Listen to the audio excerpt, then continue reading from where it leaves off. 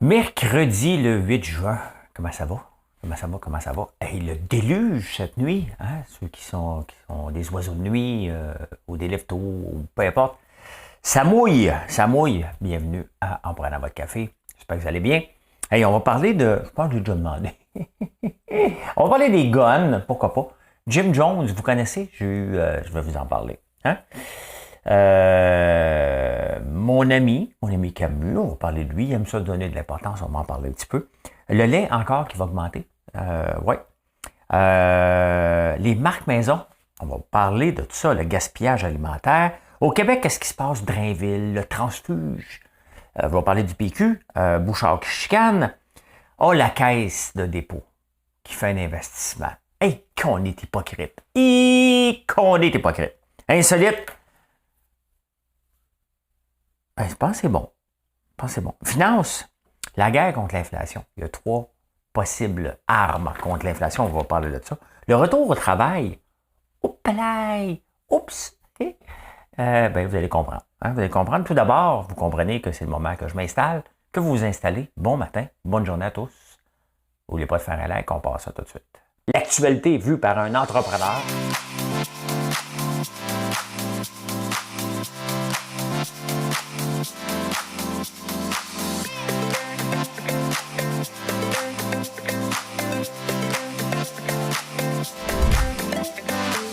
Ça bulle, parce que des fois j'ai des bulles, mais ça bulle.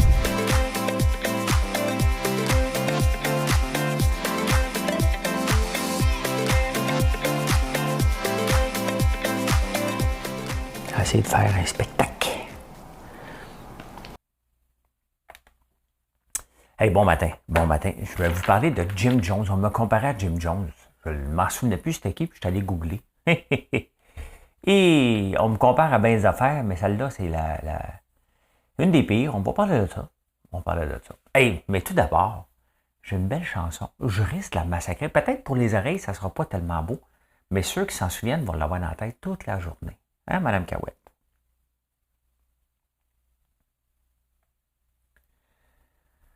J'ai reçu l'amour en héritage un matin au pays des cigales.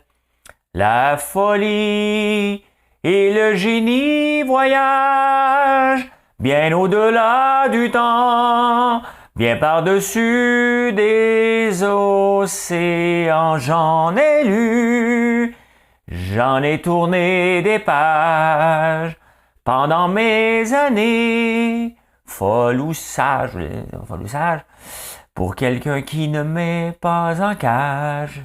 C'est un beau... Bon, je l'ai massacré. L'amour en héritage. C'est assez beau, hein? C'est Nana Mouskouri. Ben, c'est beau quand elle chante, elle. J'en ai lu, j'en ai écrit des pages. Avant de poser mes bagages, j'en ai vu tomber des pluies d'orage. Avant de trouver l'amour en héritage.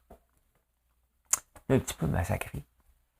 Ça arrive, c'est parce que je ne peux pas suivre les paroles. Si je suis les paroles, YouTube me demande des droits d'auteur. Fait que des fois, je mets juste un petit son, là, ne serait-ce que 5 secondes. Tout le show, mettons que vous voyez une pub, au lieu que ça vienne à moi, que je puisse être encouragé à continuer à faire des shows, ça s'en va tout pour les droits d'auteur. Pas de partage au complet. Fait que c'est pour ça que c'est ça. Et on m'a comparé à Jim Jones. Jim Jones, c'est qui? C'est un pasteur de 1931 à 1978, political activist, preacher and faith healer. Il guérissait le monde. Ben, il a fait faire un massacre en 1978. Il doit avoir une série là-dessus. Je pense que Mass Murder classique en Guyane. Donc, on m'a comparé. Pourquoi on m'a comparé à lui? Je lis le commentaire. Christian Fillon, c'est un peu comme le courrier des haters. Hein? Je te félicite d'avoir créé une secte. J'ai écrit ça sur mon statut d'hier quand je cuisine avec vous. Hein? Tu es le Jim Jones du Québec. À quand le Kool-Aid bleu? Hein? Ben, je suis allé voir. Ben, c'est ça. Hein? Je viens de vous en parler. Il n'y a aucun contenu, aucun divertissement, aucune éducation dans mes lives. Tes followers sont des disciples. Tu les as hypnotisés. Hein? Sincèrement. Hein? Sincèrement. pas parfait, là, mais si je suis l'influenceur financier le plus écouté au Québec, je dois avoir un peu de contenu une fois de temps en temps. Hein? Et peu importe si tu n'aimes pas mon contenu, de venir me comparer à un gars qui a créé un suicide collectif, non, je suis loin d'être un gourou, je ris des gourous. Non, non, non, non, non, non. Tu sais, des fois, là, des commentaires comme ça, mettons que quelqu'un dit ça, mettons qu'un politicien dit ça à un autre politicien en chambre, c'est sûr, il se fait bannir de la chambre. Là, c'est des genres de comparaisons qui ne sont pas nécessaires. Il faut vraiment être dangereusement dérangé dans la tête d'envoyer une stupidité comme ça. Mais bon, hein? Il y en a des intelligents, puis il y en a des moins intelligents sur ma page. Je travaille avec la masse, hein, qui sont intelligents. Les autres, ça reste ceux autres qui deviennent du divertissement, hein, par leur stupidité. Oui, il y a une grosse nouvelle là, dans l'État de New York. Ouais. Là, ce qui est arrivé, c'est que, bon, il y a plusieurs tueries de masse. Il y a eu Matt McConaughey hier qui a fait un vibrant plaidoyer. Il vient du petit village où il y a eu, je ne me souviens plus du nom, où il y a eu la tuerie au Texas. Et ben là, l'État de New York a pris action. Il a monté l'âge limite pour avoir un gun, là, pour s'acheter un gun, de 18 à 21 ans. Yes! Hein? C'est comme quand François Legault va changer l'âge pour fumer du pot ici de 18 à 21 ans. Et, il fume encore, les jeunes de 18 ans. Là. Ah, les Américains, hein? Les Américains. Tu sais, quand quelque chose va bien, quand quelqu'un qu'on associe à la droite comme moi, hein, que je ne suis pas pantoute, mais pantoute, hein? Je suis juste un homme d'affaires, OK? Je suis un entrepreneur qui se lève et qui travaille toute la journée. Je travaille littéralement là, de non-stop, non-stop. Vous me voyez où souvent? Très présent sur les réseaux sociaux. C'est très simple, hein? C'est pas pour rien, j'ai des shows qui s'appellent En prenant votre café, derrière le comptoir, en préparant mon café. Je suis derrière le comptoir comme un magasin général. Et les magasins qui ont le plus survécu dans le temps de la COVID, ce sont les magasins de type généraux. Les magasins où il y a une âme derrière le comptoir. Hein? Regardez les grands magasins Gap et tout ça qui l'ont arraché. Va là, tu vois des jeunes personnes ados sur leur téléphone en train de se foutre bien raide de toi. Donc, c'est pas ça. Ceux qui fonctionnent, c'est ceux qui ont une âme. Vous pouvez rencontrer, il est là, puis il vous écoute. Ben, c'est ça que je fais sur ma page. Mais ça dérange du monde.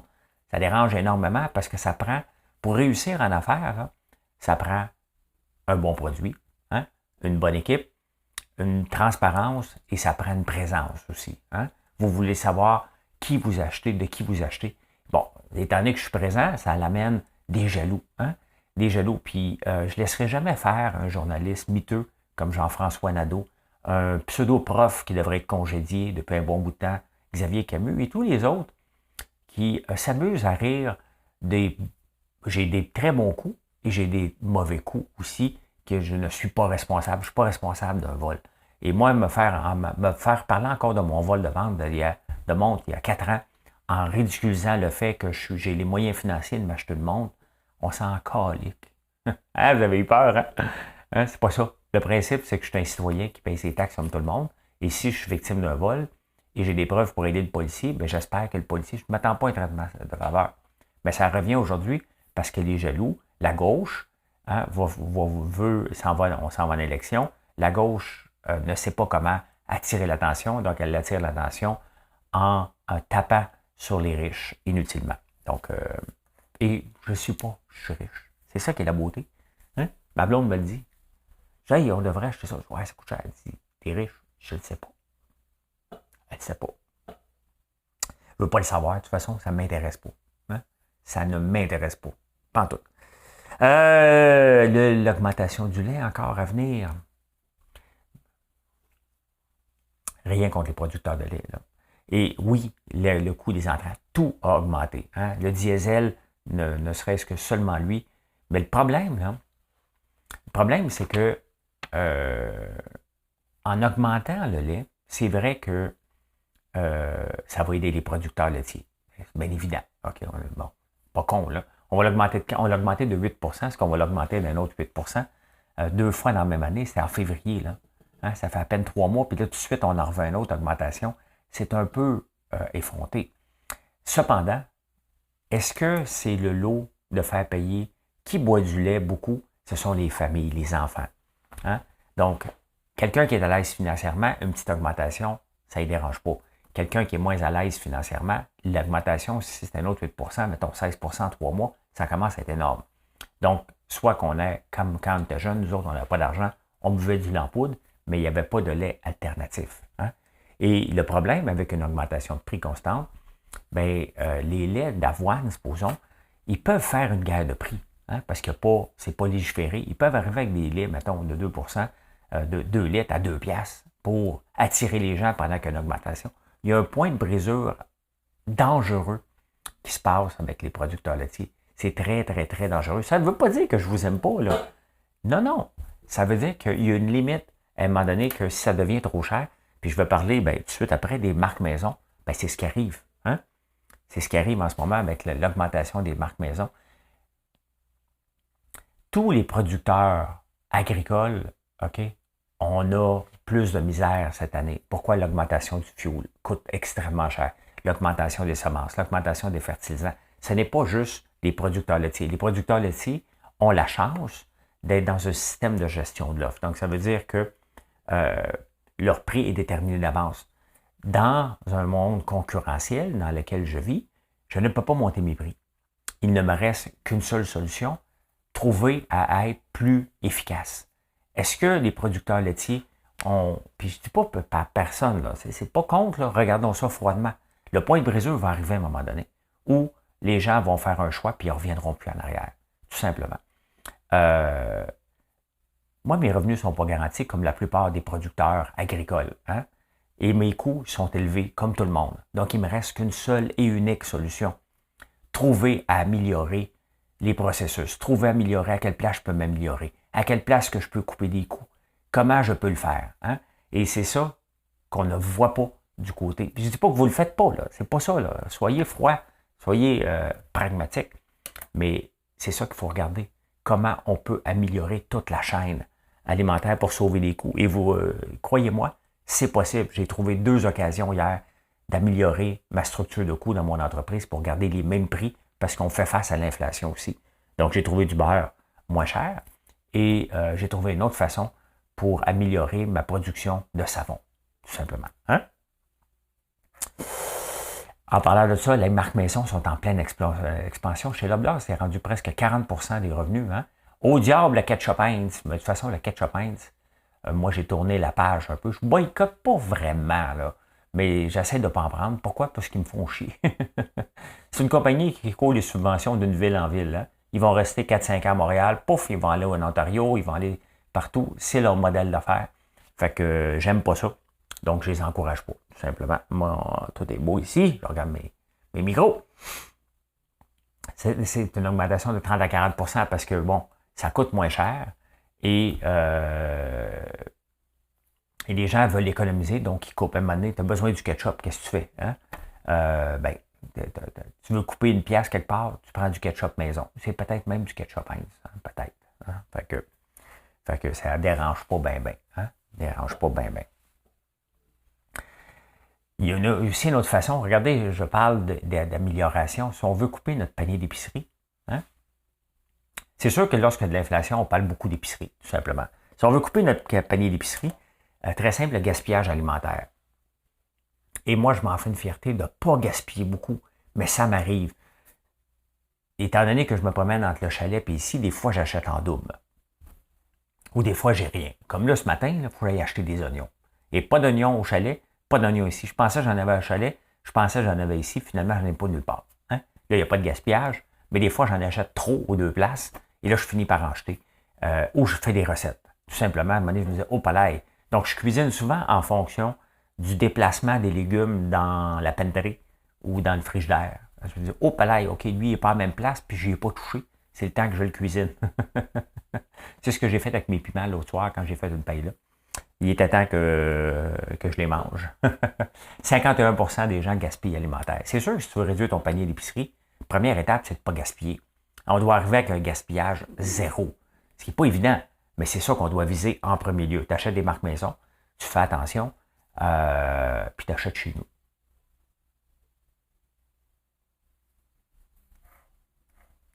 Ben, quoi? Belle doigt. Belle doigt. Qu'est-ce qui se passe au Québec 7? Hein? On va prendre une gorgée d'eau. Oh, j'étais content de faire L'amour en héritage, puis je l'ai raté. Je l'avais écouté pourtant. Hein? J'ai reçu... Demain, je vous fais Claude Barzotti. Je me souviens plus des paroles. Je l'ai marqué parce que c'était vraiment bon. J'en ai lu, j'en ai écrit des pages. Ben, elle a reçu L'amour en héritage. Quand même, hein? Hey, au Québec, si, ben c'est sûr qu'on parle de Drainville, hein, parce que là, le parti... Vous voyez pourquoi le Parti québécois est en train de disparaître? Va disparaître, OK? Parce qu'il n'évolue pas. Là, on tape sur Bernard Drainville. Ils s'en viennent avec Caroline Saint-Hilaire puis François Legault, dernièrement. Ils s'en viennent faire la séparation du Québec. Hein? Il n'y a pas de séparation du Québec. Le peuple ne veut rien savoir de ça. Hein? Moi, j'ai voté. Moi. My God, hein? Moi, là, j'ai voté... voté oui, moi, en 95. Hein? Ben oui. Puis j'y crois plus. J'ai évolué. Hein? Tu sais, c'est ça qui est le Parti québécois. Pas tout le monde, là, dans son ensemble, c'est qu'il faut évoluer. Ce n'est plus le moment. On n'en veut plus la séparation pour le moment. Hein? Est-ce que on trouve qu'on est écouté dans le Canada? Non. Est-ce que l'Alberta veut nous avoir dans le Canada? Absolument pas. Hein? Nous, on veut l'Alberta parce qu'on veut son cash. Eux autres ne veulent rien savoir parce qu'ils nous donnent l'argent. Non, non, non, la péréquation, c'est pas ça. Ben oui, c'est ça. Hein? Là, Drainville est là pour faire la souveraineté. Puis là, le Parti québécois table là-dessus parce qu'il n'y a plus rien à faire. C'est comme, hey, tu m'as volé mon idée. Il n'y a pas de souveraineté. Il n'y en aura pas. Hein? C'est un transfuge. Ben oui. C'est pas un transfuge. Il évolue. Et la position nationaliste de la CAQ me rejoint. Hein? Comme vous le savez que je ne suis pas le plus grand fan de Fitzgibbon. Là. Ça ne m'empêche pas que j'aime quand même ce que la CAQ fait dans l'ensemble. Et de toute façon, il n'y a pas de parti potentiellement qui peut aller au pouvoir avec des idées vraiment réelles. Hein? Donc, le Parti québécois, est-ce qu'il est appelé à disparaître? Lucien Bouchard en parle que oui, il va disparaître probablement. Et il n'est pas le seul. Hein? J'ai écouté l'autre jour un discours de Pascal Bérubé qui sentait que ça sonnait comme le chant du cygne à la Chambre bleue, hein? À l'Assemblée nationale, Chambre des communes à Ottawa. L'Assemblée nationale est à Québec. Il a parlé pendant 1 heure. Et là, en partant, ce qui m'a marqué de son discours à Pascal Bérubé, qui est député du PQ depuis toujours, il a dit « Si ce parti-ci existe encore après les prochaines élections. » Donc lui-même, hein, il admet que son parti, il ne l'a pas dit ouvertement, mais il admet que son parti risque de disparaître, il risque d'être le seul restant député, probablement, parce que je ne pense pas que les gens vont voter contre lui. S'il perd, ça serait toute une surprise pour Matane. Mais il l'a dit. Hein? Fait que, est-ce que le Parti québécois, mais qu'est-ce qui nous amène avec le Parti québécois? Est-ce que le Parti québécois serait différent si ça avait été Drainville qui avait gagné au lieu de Paul Saint-Pierre Plamondon? On ne le sait pas. Hein? L'option souverainiste n'est pas là, mais il y a surtout un manque de leadership en partant. Il y a un manque de leadership avec Anglade. Donc, voilà. Hein? La caisse de dépôt. La caisse de dépôt s'est désinvestie l'année passée puis dans les dernières années du pétrole. Elle veut être de plus en plus éco-responsable et verte. Elle s'est désinvestie du pétrole au pire moment qu'on pouvait se désinvestir alors que le pétrole est à la hausse. Est-ce que le pétrole, c'est mauvais? On en a besoin. Point final. Hein? Moi, je suis en train de me sortir du pétrole en ce moment. J'ai vendu, j'aurais dû vendre. Là, il y en a des gens qui m'ont dit « T'aurais dû vendre avant. » J'avais acheté à 6,41 BTE. Il a monté à 8,35. Je l'ai vendu à 7,63. Fait 1,10$ par action, sauf que je l'avais acheté en 2013. Là, j'ai la chance de le vendre avec profit. J'ai pris mes profits. Est-ce que ça va continuer à monter? Probablement. Mais à un moment donné, il faut savoir prendre nos profits. Et puisque je perdais 90%, donc je suis dans le pétrole. Je ne me suis pas désinvesti du pétrole. Est-ce que j'en rachète? La réponse est non. C'est trop cyclique et là, ça a monté de 90%. Je pense que le marché m'a donné ce qu'il m'avait à me donner, même s'il m'en donnait plus. Il m'en reste un autre que peut-être je vais le vendre la semaine prochaine. Est-ce que je vais en racheter? Non, mais au moins, j'essaie de le vendre à des moments opportuns. La Caisse qui a refusé ça. Mais la Caisse, qu'est-ce qu'elle fait? Elle investit 6,3 milliards dans des paradis fiscaux à Dubaï. Elle achète une partie du port et elle achète aussi une zone franche où c'est un paradis fiscal. Quelle hypocrisie! Comment on peut permettre ça?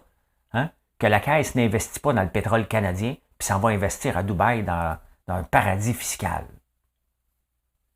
C'est gênant. C'est très, très, très, très gênant. Notre bas de laine, oui, OK, peut-être pour la rentabilité, mais la rentabilité devrait passer par le Canada en premier lieu. Et le Canada reste un producteur de pétrole et il reste que nos impôts, même si les pétrolières exagèrent sur nous, il reste que plus ils vendent cher, plus on a de TPS, TVQ quand même. Ici, c'est bon pour le Canada. Quand même, le prix du gaz élevé, ça aide à payer les dettes. Hein?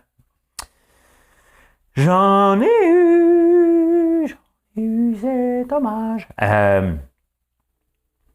Hier, il y a quelqu'un qui me dit « Attache-toi les cheveux ». Dans moi, là, j'ai toutes sortes de commentaires. Ça me fait rire, puis je fais le courrier des haters en répondant, mais tout le temps d'une façon le plus humoristique possible. Jamais baveux, mais qui correspond au genre de texte que vous m'écrivez. Hein? Et il y en a qui font rire beaucoup, puis il y en a d'autres que je ris moi-même. Il y a une femme hier qui m'écrit « Tu devrais te couper les cheveux. Attache-toi les cheveux pendant que tu cuisines. » Ben, je dis, écoute, je cuisine pour moi-même. Hein?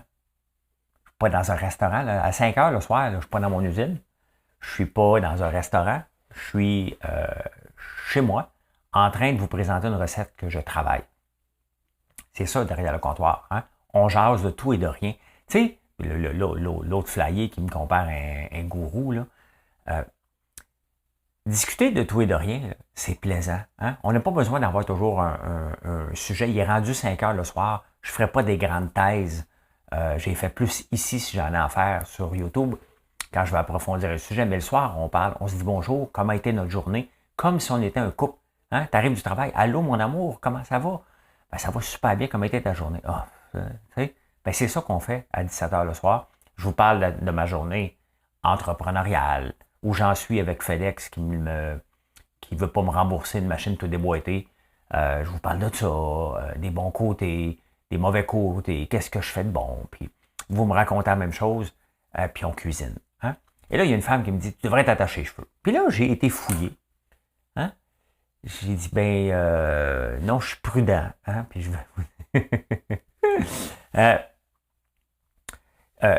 il y a des gens qui s'arrachent les cheveux en passant. Hein? Si vous cherchez le mot, ça s'appelle la trichophagie.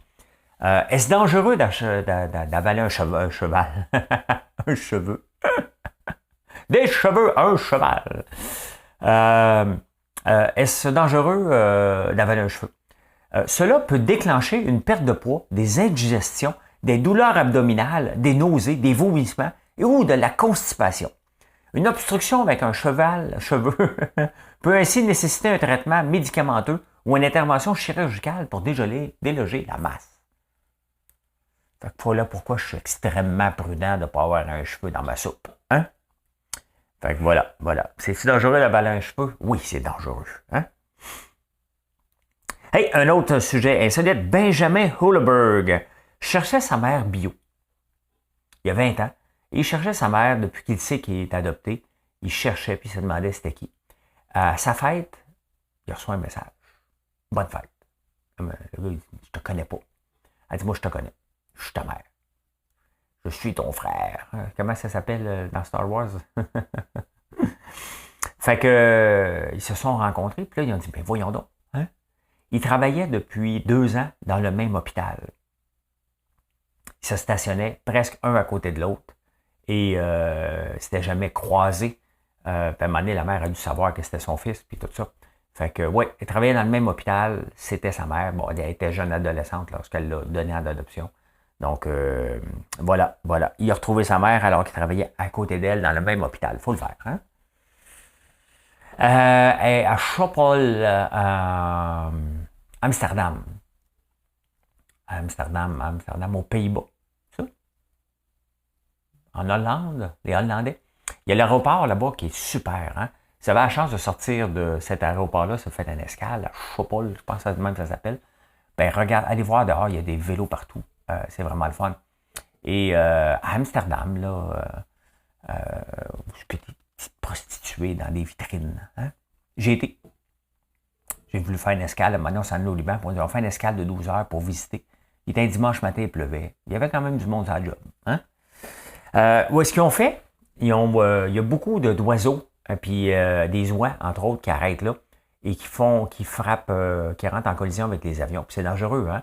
Ce qui est arrivé sur le Hudson River quand l'avion était à l'atterrir à New York, c'était justement ça, des oiseaux qui ont frappé les réacteurs. Là, ce qu'ils ont fait, ils ont mis des cochons. Les cochons, ça mange de tout, hein? Fait que ça éloigne les oies. Donc, solution simple. Là, des fois, il ne faut pas chercher toujours des solutions bien compliquées. La nature nous le donne. Donc, c'est des cochons qui protègent contre les avions en mangeant et en courant après les oies. Des cochons, ça mange de tout, hein? Ça mange de tout. Vous savez que j'ai élevé des poulets et je leur donnais les restants de cochons, de poulet. Ils capotaient là-dessus. Ouais. Du popcorn et des restants de poulet pour nourrir mes cochons que j'ai mangé hier soir.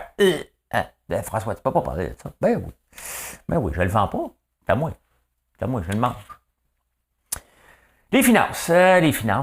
Après, il faut parler de finances. On parle beaucoup d'inflation, de stagflation. Hein, la Banque mondiale parle de la stagflation. C'est ça que je parle? Oui. On pense que la croissance mondiale va être de 2,9 %. C'est quoi la stagflation? C'est de l'inflation avec une croissance nulle ou négative. Hein? Donc, là, la croissance serait négative parce qu'on parle d'une inflation à 6 %. On parle d'une stagflation à 2,9 %. Ça veut dire que la croissance doit être négative. Et ça, c'est pas bon. Hein? Ça l'amène à une récession mondiale. Est-ce qu'on va avoir une récession mondiale comme en 2008? Peut-être. Peut-être pas. Un coup, on va l'annoncer. C'est probablement parce qu'on a sorti. Mais c'est certain que tout est fait en conséquence. Hein? La politique anti-COVID nulle en Chine a créé vraiment un bottleneck. Il nous fait réfléchir par rapport à la mondialisation à tout prix. Ça, c'est évident. La guerre en Ukraine, hein? Dépendant de pays à la morale, comment on pourrait dire ça, au pays, mettons la Russie, l'Ukraine quand même, non. Ça c'était un bon pays, mais les risques politiques. On parle pas tout le temps beaucoup des risques politiques de s'approvisionner dans un pays. Peut-être que ça coûte moins cher, mais il y a des risques politiques. Il faut gérer les risques politiques de plus en plus. On a oublié ça avec la mondialisation, puis l'Internet, puis toute la facilité d'acheter des produits. Parce que quand j'étais jeune, on étudiait beaucoup les risques politiques reliés à la mondialisation. On n'en parle plus, mais ça revient, puis on vient de se faire péter ça d'en face. Hein? Pour contrer l'inflation, les marchés, la plupart des pays ou des banques mondiales ont 3 options. Hein? La politique monétaire. Je vais vous les dire en 3. Politique monétaire, politique budgétaire ou le contrôle des prix. Gestion de l'offre. Oui. Le prix plancher puis le prix plafond. Admettons comme ici, on pourrait mettre un prix plafond sur le gaz. Dire aux pétrolières, tu ne peux pas vendre plus cher. Hein? Ça ne marche pas. Non plus. Hein? Parce qu'il y a toujours des détours. On va faire ci pour ça. On va faire ça pour ça. Regardez la gestion de l'offre dans le lait. Hein? C'est pour le lait, typiquement 2 %, 3 %. Dès que tu fais un lait différent, ultra filtré, ça ne rentre plus dans les prix plafonds. Donc, les compagnies détournent rapidement